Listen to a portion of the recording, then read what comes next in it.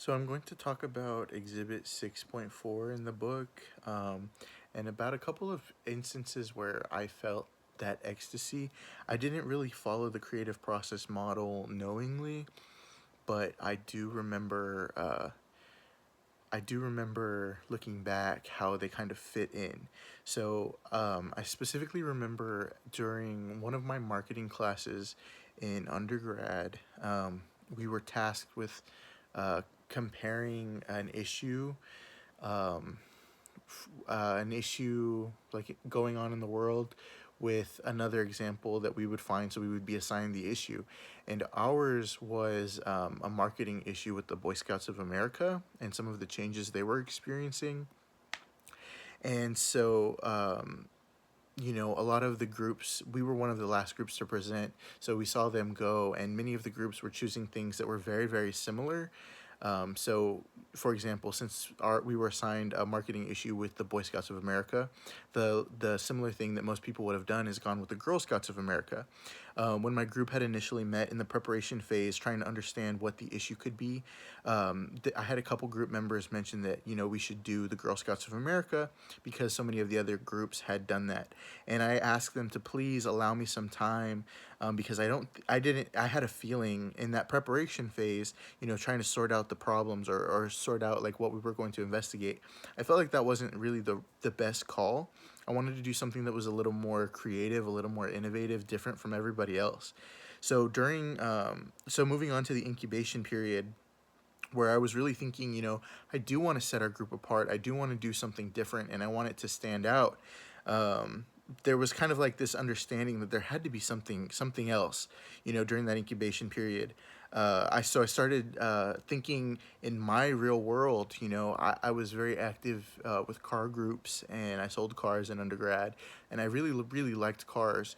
So I wanted it to align with my interests.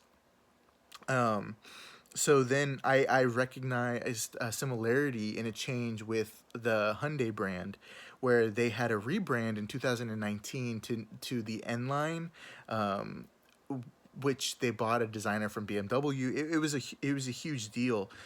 So then I recognized, there is this company that has branding issues in the United States, and they were bringing on like this German designer who has a history of kind of like sporty design at the BMW plants.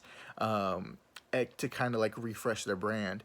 And so that was where I got this idea, and that's really where it hit me. I was like, there are so many similarities here, and it was almost like a moment of like that light bulb going off.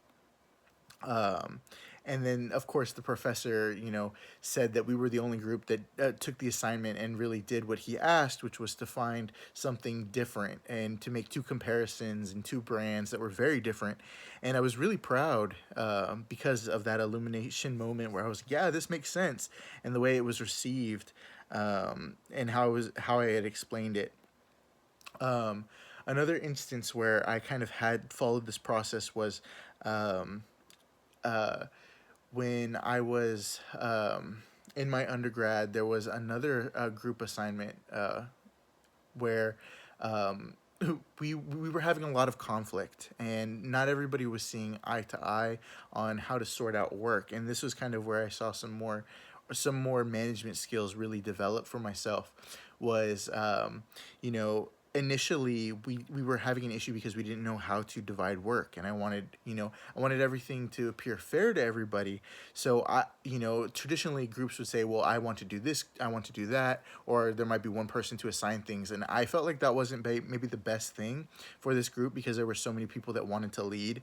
So I gave it some time, and ultimately what we decided was, rather than trying to divide things up, we would create a living document, where people could kind of like jump in and fill things in when necessary.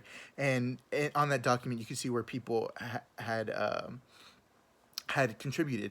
And I got this idea from a different class, where we were working all together on one project that we would have to turn in on paper, and you could see where some people put in work and other people didn't.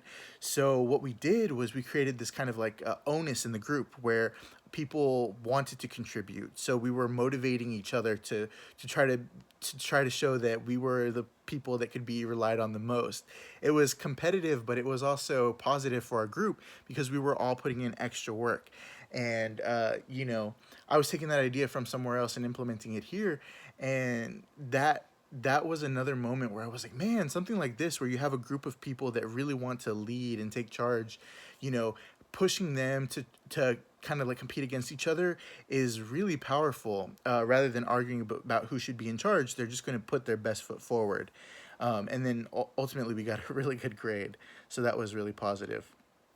Now, referring to the videos 5, 6, the Jason Silva and Leo P video, I noticed that in the Leo P video, you see this horn player. I'm sorry, I can't think of the instrument name, um, but he's dressed kind of different from what you traditionally think a band player might wear. I like muted colors is what I would normally think, or in an orchestra, usually they're wearing black. But he was wearing bright pink with bright pink hair. So he was playing an instrument that might kind of take the back seat, but he was physically pushing himself forward. So in that way, he's automatically differentiating himself. Um, and what I took that to mean is like, sometimes something so simple as just changing the way that you appear gives you a differentiation factor. Uh, you know, Professionally in any kind of organization, the way that some places they like to dress super casual, or others uphold the tradition of wearing suits most days to work. You know, Depending on the industry, changing up a dress code or changing up the way that you present the industry. If it's like investment banking, which is viewed as stuffy, I've noticed that some companies like Acorn, who are what's an investment platform, have differentiated themselves by trying to be more casual and saying that little savings can go a long way by investing. Um, and then as far as like a competitive advantage, going back to the Jason Silva video, um, he kind of hits on that some people, they are the ones making movements and kind of like breaking away from the group and what everybody else is doing because they hear the music or they see something different, a perspective that makes them like have to act differently than everybody else, and that the goal should be for everybody to kind of find that way to break away, to stand out. Going back to that kind of differentiation or competitive advantage, what can I do that is better, more effective, more efficiently than somebody else or a competitor? um, so as a person, I work in HR, and we're constantly trying to look for the perfect fit for a role when we're recruiting. And differentiation, or that competitive advantage in a specific candidate.